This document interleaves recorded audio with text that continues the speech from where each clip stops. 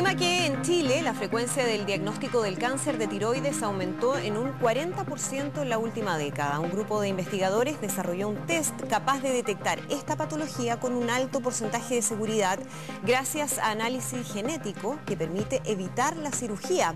Vamos a conversar más sobre este tema con el doctor que encabeza este proyecto, el investigador del Consorcio Tecnológico en Biomedicina Clínico, Molecular y Médico de la Universidad Católica Hernán González. Doctor, muchísimas gracias por acompañarnos.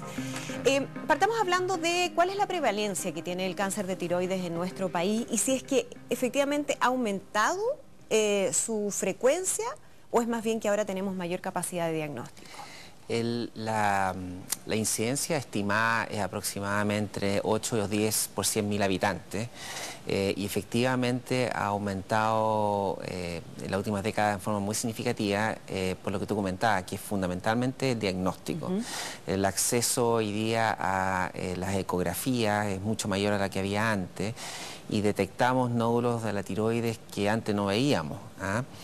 Entonces, y como esta es una enfermedad afortunadamente en general que es indolente, muchos de estos casos antiguamente no los veíamos. O sea, nos genera síntomas. Exactamente, exactamente. Y además no tiene la gravedad de otros cánceres.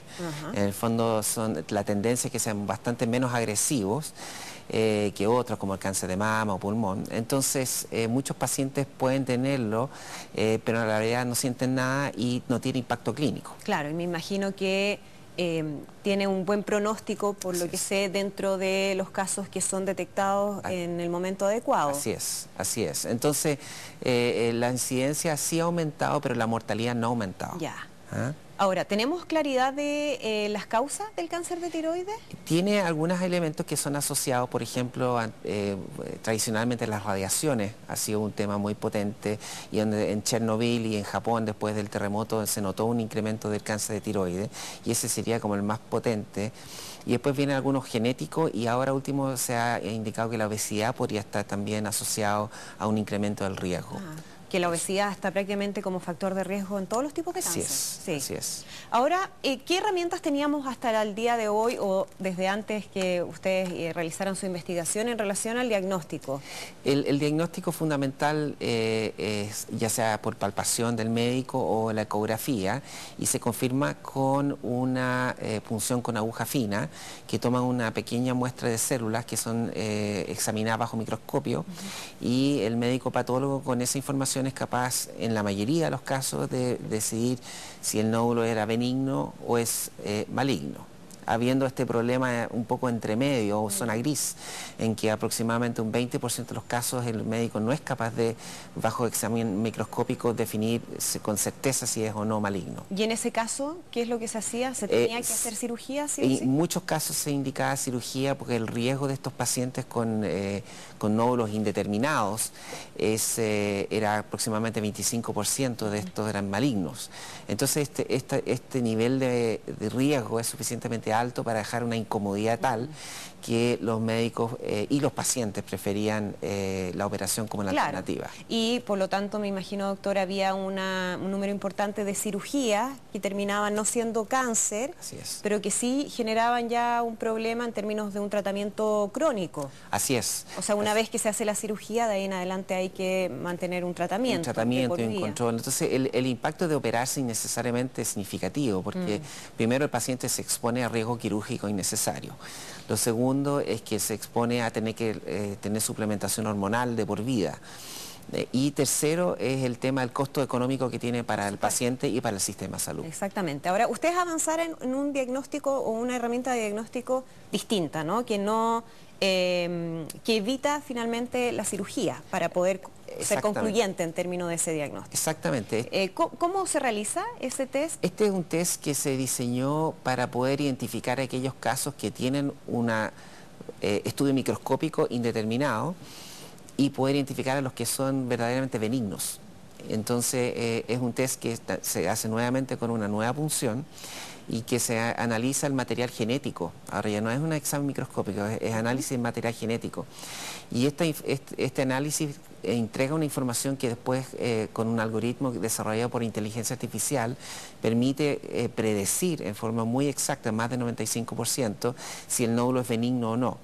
Y con esta información permite que el médico pueda recomendarle al paciente no operarse con mucha seguridad y continuar un control como si fuera un nódulo benigno. Y así evitar la cirugía. Y la gracia que tiene el test es que es capaz de identificar más del 85% de los casos que son benignos correctamente. Entonces ha reducido de forma muy significativa los casos quirúrgicos. Entiendo, es decir, detecta los casos benignos, por descarte. Exacto. Se realiza cirugía en los que no se logra detectar. Exactamente. Esta situación. Y eso, ¿desde cuándo lo viene implementando y qué ha significado en términos de la disminución de esta cirugía? Lo tenemos desde el principio de año, partimos obviamente de una pequeña marcha blanca y después ahora ya estamos con la opción o la alternativa ya disponible en Chile, Argentina, Ecuador y Colombia. Y la gracia es que realmente ha logrado lo que esperábamos, o sea, hemos hecho casi 120 casos ya y de esos 120 casos se han operado 30. Entonces, y todos los demás no se han operado. Entonces el impacto es como 70% en términos totales. Y obviamente la felicidad de los pacientes de evitarse este riesgo quirúrgico y la angustia que eso significa.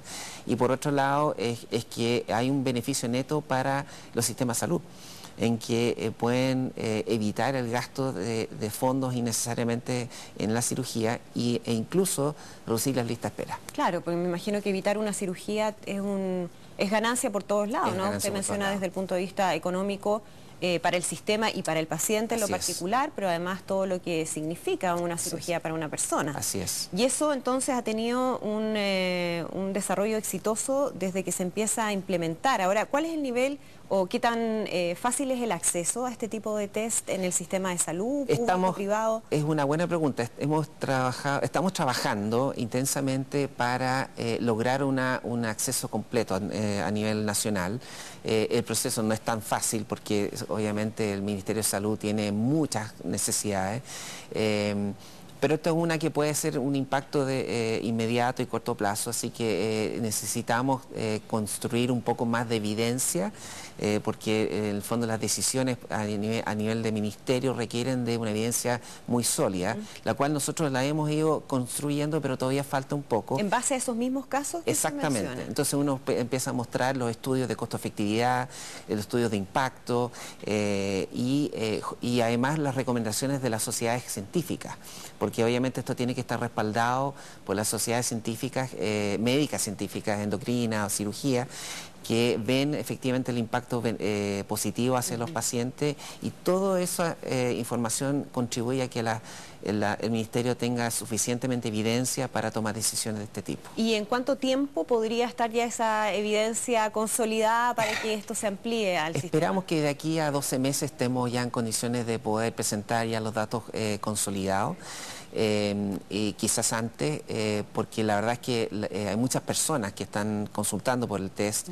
Hoy día todavía se ofrece en forma privada, pero nuestro interés es que esto sea algo que sea de extensión a toda la población. Claro. Ahora, esto es la etapa posterior a la detección del nódulo, ¿no? Correcto. O sea, siempre lo primero es, se detecta el nódulo, que a veces me imagino puede ser accidental.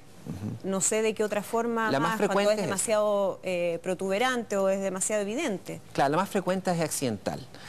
Antiguamente era por las protuberancias en el cuello, pero hoy día lejos es porque el paciente se hizo una ecografía del cuello por otra razón y apareció un nódulo que no se palpa y que las características del nódulo tenían suficiente elementos en la cual consideraran necesario hacer una punción. Y ese es como el inicio del camino. ¿Qué es lo que en el fondo muestra la imagen? Una Exacto. primera imagen da ciertas características que hacen temer que pueda ser un nódulo maligno. Exactamente. Entonces, en ese caso, uno para tener tranquilidad solicita hacerse la punción, que es la forma rutinaria, y si hay esta incertidumbre, está la opción de hacer este test que ayuda a eliminar la incertidumbre. Perfecto, doctor. Muchísimas gracias por acompañarnos hoy. Listo, muchas gracias. Que esté muy bien. Hasta luego.